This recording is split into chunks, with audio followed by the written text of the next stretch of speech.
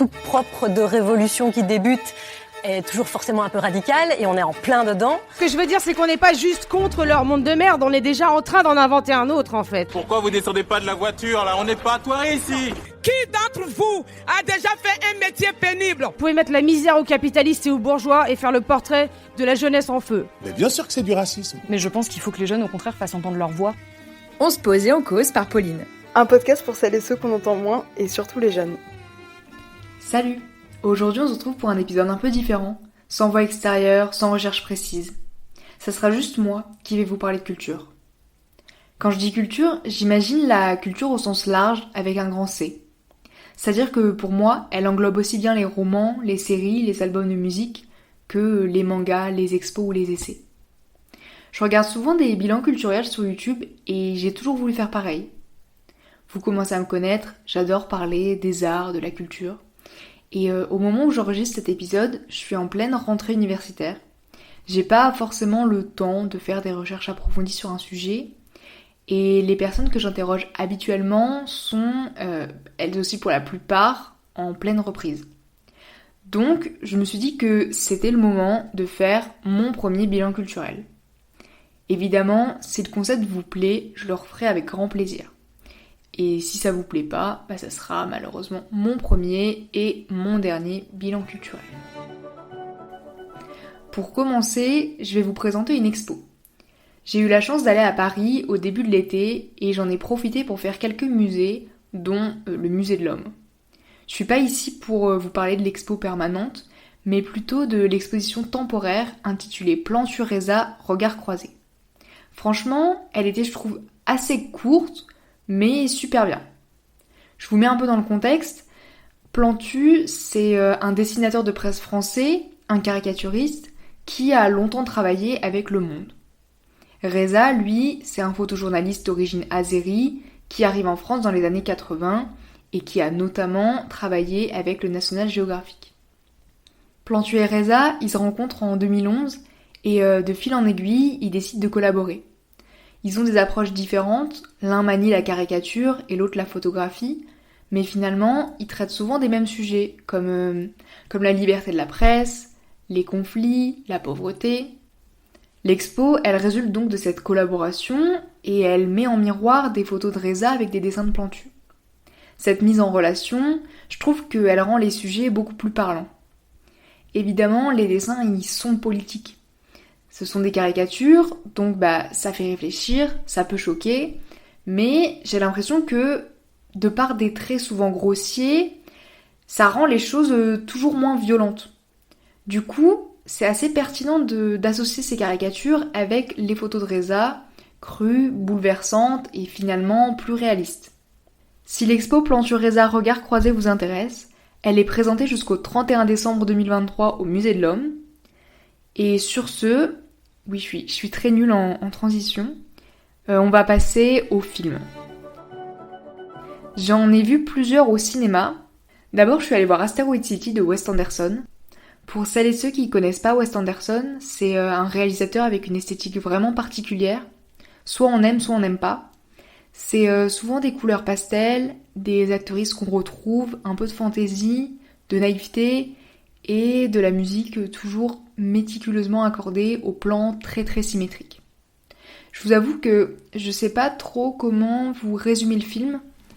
Déjà, faut savoir qu'il y a deux histoires en parallèle, celle d'Asteroid City, une pièce de théâtre, et celle de l'écriture de cette même pièce de théâtre. Asteroid City, c'est une petite ville fictive située dans un désert qui accueille des ados et leurs parents pour une compétition loufoque d'invention scientifique. Les personnages, ils ont pas grand chose en commun, ils sont tous très caricaturés et fourrés ensemble, leurs interactions elles sont forcément un peu étranges. En plus de tout ça, il y a un événement inattendu qui survient et ça fout encore un peu plus le bordel dans la ville. Mon avis sur ce film, c'est qu'évidemment, on reconnaît encore une fois bien Wes Anderson. Les couleurs, les costumes, les décors et la bande originale sont impeccables. C'est un plaisir aussi bien pour les yeux que pour les oreilles. Néanmoins, le film, il est selon moi un peu trop long, surtout l'acte 1. Malgré ça, ça reste un film sympathique, mais même si c'est pas mon Wes Anderson préféré. Ensuite, la même semaine, j'ai vu le film d'animation Spider-Man Across the Spider-Verse de, entre autres, Kemp Powers et Joaquim Dos Santos. C'est la suite du film d'animation Spider-Man New Generation sorti en 2018, et donc ça reprend l'histoire de Miles Morales, un ado qui apprend à gérer le fait d'être Spider-Man. C'est un film de super-héros qui s'inscrit dans la continuité des dernières productions du MCU, et comme toujours dans ce genre de film, il y a une grande menace qui met en péril l'équilibre de ce qu'on appelle ici le multivers. Je suis une fan de Marvel, c'est vrai, mais pas forcément de Spider-Man ou des dernières productions du MCU. Pourtant, j'ai adoré le film. J'ai pas vu le temps passer et j'ai vraiment hâte de voir la suite. L'animation, elle était bluffante, les personnages, ils étaient attachants, la bande originale était dingue, et j'ai franchement apprécié les petits rappels aux autres Spider-Man du MCU.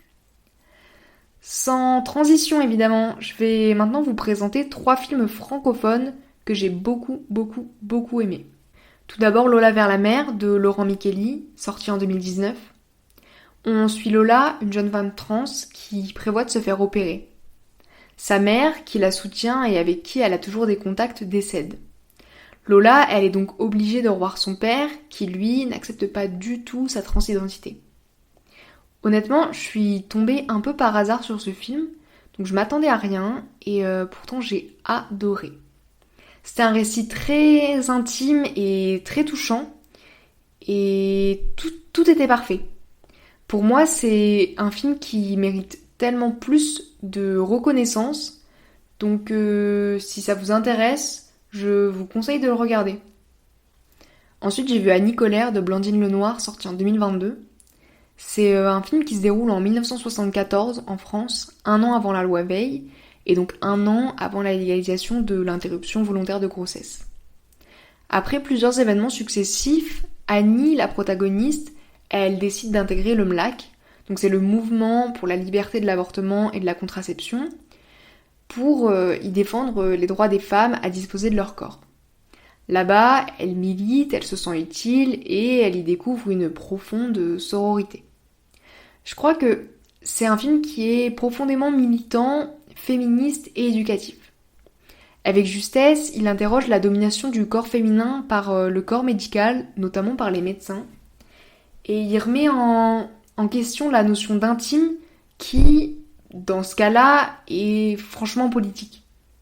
Je pense qu'au fond, en plus d'informer, ce film y montre qu'il est nécessaire de connaître son corps, mais aussi qu'il est nécessaire de toujours se battre pour les droits des femmes, qui sont malheureusement jamais acquis. Enfin, dans le même thème, j'ai vu L'événement, adapté du livre du même nom d'Annie Ernaux. C'est un film réalisé par Audrey Diwan et sorti en 2021. On y suit Anna, une étudiante française qui se retrouve enceinte dans les années 60. À l'époque, la contraception comme l'avortement sont illégaux. Donc par tous les moyens, elle tente de stopper cette grossesse non désirée. Entre les silences et les semaines de grossesse comptées, le rythme du film installe très vite une tension. En tant que spectatrice impuissante, on se retrouve rapidement dans une position d'attente. Les mots sont crus, les scènes parfois violentes. Et en fait, ce film, il montre clairement que l'avortement de confort, ça n'existe pas. On le répétera jamais assez, mais l'avortement, c'est toujours un drame, toujours un événement. Maintenant, toujours sans transition, je vais passer aux séries. J'ai terminé 2 séries que j'avais commencées lors de l'édition 2023 du festival Sérimania à Lille. La première s'appelle Abyss. C'est une mini-série internationale de 8 épisodes, adaptée d'un roman de science-fiction allemand sorti en 2004. L'histoire, elle se déroule à notre époque, sur notre planète, et en fait, c'est la nature, plus particulièrement l'eau, qui se venge de tout ce que nous, humains, lui avons fait subir.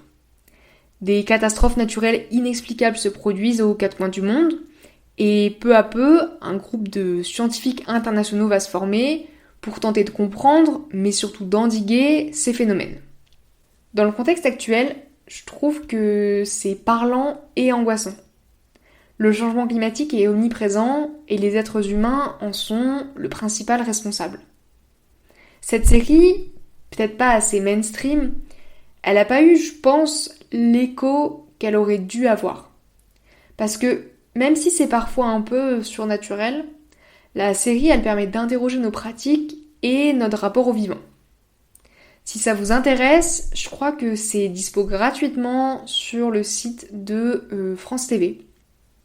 La deuxième série, qui était présentée aussi à l'édition 2023 du Festival Sérimania de Lille, elle est canadienne. Elle s'appelle Little Bird et elle est réalisée par Zoé Hopkins. Elle aborde la rafle des années 60 au Canada. C'est un sujet qui m'était pas du tout familier. Et en fait, au travers de l'histoire de Bézig, enfant adopté par un couple de Canadiens, la série raconte l'enlèvement par le gouvernement canadien des enfants autochtones de leurs parents biologiques. Évidemment, les raisons de ces kidnappings, elles sont profondément racistes et colonialistes. Je trouve que cette série, elle remplit complètement son rôle informatif. À la fin de chaque épisode, il y a un message d'information qui permet à toutes celles et ceux qui pensent être un de ces enfants natifs enlevés de se renseigner pour, pourquoi pas, retrouver sa famille d'origine. Ce genre de production, en plus de présenter des vécus rarement montrés à l'écran, il permet d'informer et de se souvenir. Donc si, comme moi, vous ne connaissez pas grand-chose à la rafle des années 1960 au Canada, et que ça vous intéresse, je vous conseille de regarder cette mini-série de 6 épisodes. Ensuite, évidemment, sans transition, j'ai un podcast France Inter à vous conseiller. Il date de 2022 et il s'intitule « Poutine, le tsar soviétique ». C'est assez actuel et ça parle, comme vous l'aurez deviné, de Vladimir Poutine. Avec des rappels historiques pour celles et ceux qui connaîtraient mal ou pas du tout l'histoire russe, c'est une émission très abordable.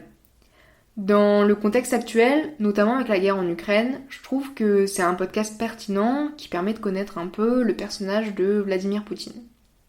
Je trouve que la chronologie, elle est parfois un peu confuse et ça peut parfois gêner. Aussi, là c'est une remarque très personnelle, mais il y a pas mal de bruitage. C'est vrai que moi j'aime pas trop ça, ça a plutôt tendance à me gêner, donc je préfère le préciser. Peut-être que comme moi, certains et certaines ne vont pas aimer, tandis que d'autres apprécieront ces moments de coupure. Bref, Poutine, le tsar soviétique, c'est 5 épisodes de moins d'1 heure, c'est présenté par Philippe Collin et c'est dispo gratuitement sur les plateformes de streaming audio. Enfin, il me reste, je précise même plus que j'ai pas de transition, il me reste tout ce qui est littéraire au sens très large du terme. Je vais commencer par un magazine. Souvent, c'est vrai que pendant les grandes vacances surtout, j'achète des magazines. Et cet été, je suis tombée sur le hors-série août-septembre du National Geographic. Et je l'ai adoré. Il s'intitule Requins, les dernières découvertes de la science sur ses prédateurs mythiques. Et il parle, évidemment, de requins. J'aime beaucoup tout ce qui est relatif à l'eau et aux océans, donc j'avoue que c'est le genre de numéro qui me parle. Mais si vous n'êtes pas fan de ces sujets, je vais vous donner 3 raisons de lire ce numéro. Premièrement, pour les photos. National Geographic, c'est un magazine qui a toujours de superbes images. Deuxièmement, pour le sujet. Très souvent, on a une mauvaise et fausse image des requins, et c'est en partie pour ça qu'ils continuent d'être chassés et décimés sans que le grand public ne s'insurge. Pourtant, dans la lutte contre le changement climatique, l'équilibre des milieux océaniques, il est primordial et les requins font partie intégrante de ce système. Troisièmement, le numéro, il est accessible. Avec des schémas et des articles assez courts, le numéro, il fait le point sur tout ce qu'on sait sur les requins. Si comme moi, vous n'êtes pas une tête en biologie, ne vous inquiétez pas, le numéro reste compréhensible. J'espère que maintenant vous avez envie de le lire et que vous allez vous ruer à la fin de l'épisode dans votre kiosque à journaux le plus proche. Ensuite, j'ai Kaiju Number 8 de Matsumoto Naoya à vous conseiller. C'est un manga, un shonen pour être plus précise, avec de l'action, de la comédie et des monstres. Dans un Japon alternatif, des monstres géants, les kaiju, attaquent la population. Le personnage principal, Kafka, il a essayé plusieurs fois d'entrer dans les forces de défense pour combattre les kaiju, sans jamais y parvenir.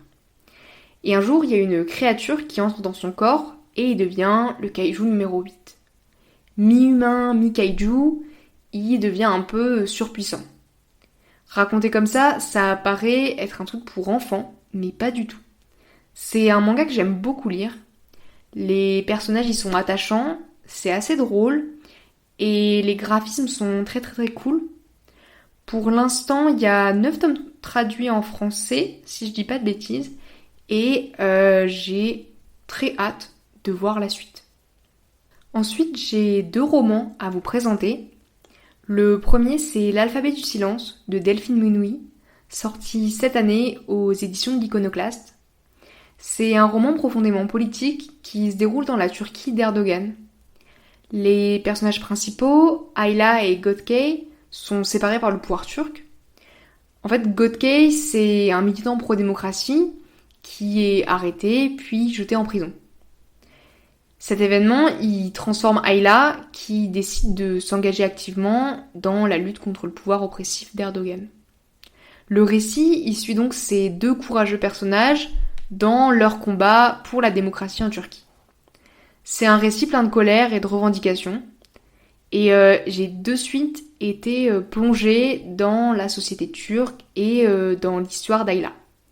Donc franchement, j'ai dévoré le roman. Je crois qu'en une journée, c'était terminé. Donc je vous le conseille beaucoup. Dans un tout autre registre, j'ai lu « Voulez-vous tuer avec moi ce soir » de Céline Dangean. Féministe à sa manière, parfois bizarrement drôle, très bien écrit et portant un regard critique sur la société, c'est un polar sorti en 2015 aux éditions Nouvelle Plume. Le roman, il suit Marcel, aussi appelé le tueur du vendredi, qui, comme vous l'aurez sans doute compris, est un tueur en série qui s'en prend depuis des mois à des prostituées le vendredi soir. Quand on lit des polars, c'est vrai qu'on a plutôt l'habitude de chercher qui pourrait être le ou la coupable, mais ici c'est presque frustrant parce qu'on connaît l'identité du tueur dès le début. En fait, dès les premières pages, on suit Marcel dans ses meurtres, et c'est assez surprenant. C'est un polar que je vous conseille beaucoup de lire, c'est assez court, donc franchement, si ça vous intéresse, foncez. Enfin, j'ai lu quelques essais. Pour celles et ceux que le terme essai effraie, restez. Je vous jure que c'est beaucoup moins compliqué que ça en a l'air. Déjà, en parallèle du podcast que je vous ai conseillé tout à l'heure, j'ai lu un livre de Vladimir Fedorovski sur Poutine. Il s'intitule Poutine, l'itinéraire secret, et c'est une biographie de Poutine, parue en 2014 aux éditions du Rocher. Avec ses chapitres courts, précis et concis, c'est très très abordable. Vladimir Fedorovski, c'est un écrivain et diplomate russe d'origine ukrainienne, qui a beaucoup écrit sur la Russie, le Kremlin et sur Poutine. Donc si l'histoire de la Russie vous intéresse, je vous conseille vraiment de lire ses ouvrages. Surtout si vous n'êtes pas familiarisé avec le sujet, je trouve que ce sont de bons bouquins pour commencer. Ensuite j'ai lu Allons enfants de la Guyane, éduquer, évangéliser, coloniser les Amérindiens dans la République. Paru en 2022 aux éditions Anacharsis. C'est un livre écrit par Hélène Ferrarini, une historienne et journaliste indépendante qui a notamment travaillé avec Reporter. Et c'est préfacé par Alexis Tchouka, autochtone, juriste et spécialiste du droit autochtone. Ce livre, c'est une véritable enquête sur ce qu'on appelle les Homindiens. Les autoristes, ils l'expliquent beaucoup mieux que moi, mais les Homindiens, ce sont des pensionnats tenus par des congrégations catholiques et réservés aux enfants des différentes communautés autochtones. Ces pensionnats, ils existaient et existent encore aujourd'hui, et ce sont de véritables lieux d'assimilation forcée. Cet ouvrage, il est très dense et il y a une tonne d'informations. Je vais pas vous mentir, j'ai clairement pas tout retenu, mais j'ai appris beaucoup de choses. C'est des vécus qui m'étaient plutôt inconnus, et donc si, comme moi, vous souhaitez en savoir un peu plus sur ce que la France a fait et fait encore en Guyane, je vous conseille vraiment de vous procurer le bouquin. Après, j'ai lu 2 bouquins féministes. J'ai commencé par Une culture du viol à la française de Valérie Rey-Robert, une militante féministe, paru aux éditions Libertalia en 2019. J'avais beaucoup entendu parler de cet ouvrage et je trouve que c'est une très bonne synthèse sur les violences sexuelles et la culture du viol, entre guillemets, à la française. C'est parfois un peu long et répétitif quand on connaît le sujet, mais si vous n'êtes pas familier ou familière avec les théories féministes, ça peut franchement être un très bon début. Ensuite, j'ai lu Une guerre mondiale contre les femmes, des chasses aux sorcières au féminicide de Silvia Federici, historienne et militante féministe, paru en 2019 aux éditions La Fabrique. J'en ai déjà parlé dans l'épisode sur le sexe, donc je vais pas m'étaler là-dessus. Je vais juste dire que c'est un excellent livre et c'est devenu un de mes livres préférés. C'est un ouvrage très court, accessible et qui mélange féminisme et anticapitalisme. Franchement, c'est tout ce que j'aime. Pour finir, et oui, on arrive enfin à la fin, j'ai lu 3 bouquins plutôt axés sur l'écologie. Dans l'ordre, j'ai commencé par On ne dissout pas un soulèvement, 40 voix pour les soulèvements de la Terre, ouvrage collectif sorti cette année aux éditions du Seuil. Vous en avez peut-être entendu parler dans les médias, parce que c'est une réponse à la tentative de dissolution du mouvement des soulèvements de la Terre.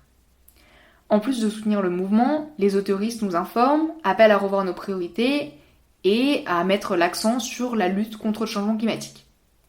L'ouvrage y regroupe de nombreux petits textes qui se lisent facilement et qui sont indépendants des uns des autres. Puis, j'ai finalement lu Comment saboter un pipeline d'Andreas Malm, sorti en 2020 aux éditions La Fabrique. Andreas Malm, c'est un universitaire, maître de conférences en géographie humaine, et c'est aussi un militant pour le climat. J'avais beaucoup entendu parler de cet essai, donc j'avais hâte de le lire, et franchement, malgré quelques longueurs, c'est un livre qui m'a fait pas mal réfléchir. Et pour moi, un livre qui me fait réfléchir, c'est forcément un livre qui me plaît. En fait, Andreas Malm, il met en relation les luttes sociales passées et la lutte contre le changement climatique. Ainsi, il questionne l'utilité ou non de la non-violence et le respect de la propriété. En lisant toutes ces analyses, j'ai vachement pensé aux émeutes qui ont secoué la France cet été, après notamment l'homicide de Naël. Ce qu'Andreas Malm explique, et que j'ai trouvé assez pertinent, c'est que dans la lutte contre le changement climatique, comme dans de nombreuses autres luttes, il y a une profonde injustice. On condamne systématiquement la violence des militantes ou des manifestantes, tout en acceptant une forme de violence étatique, policière ou de classe. Et c'est vrai qu'au moment où des records de température sont battus, des pays sont ravagés par l'eau ou les flammes, ou que des villes entières sont ensevelies, ça pose question. Enfin, j'ai lu Peut-on aimer les animaux et les manger de Guillaume Meurice, humoriste et auteur. C'est un tout petit livre sorti cet été aux éditions de La Martinière et qui défend les droits des animaux. Toujours avec humour et finesse, Guillaume Meurice il invite à questionner notre rapport aux animaux. Sans rentrer dans les détails scientifiques ou idéologiques, ce bouquin y permet tout simplement de s'interroger. Il donne tout de même quelques pistes de réflexion ainsi que des ressources si le sujet nous intéresse et si l'on souhaite, pourquoi pas, arrêter notre consommation d'animaux. Voilà, c'est tout ce que j'avais à présenter, c'est la fin de l'épisode. J'espère vraiment qu'il vous a plu. N'hésitez pas à me dire ce que vous avez pensé de l'épisode en commentaire et à partager les choses que vous avez aimé découvrir ou redécouvrir cet été. On se dit à très vite et jusque-là, prenez soin de vous. Bisous!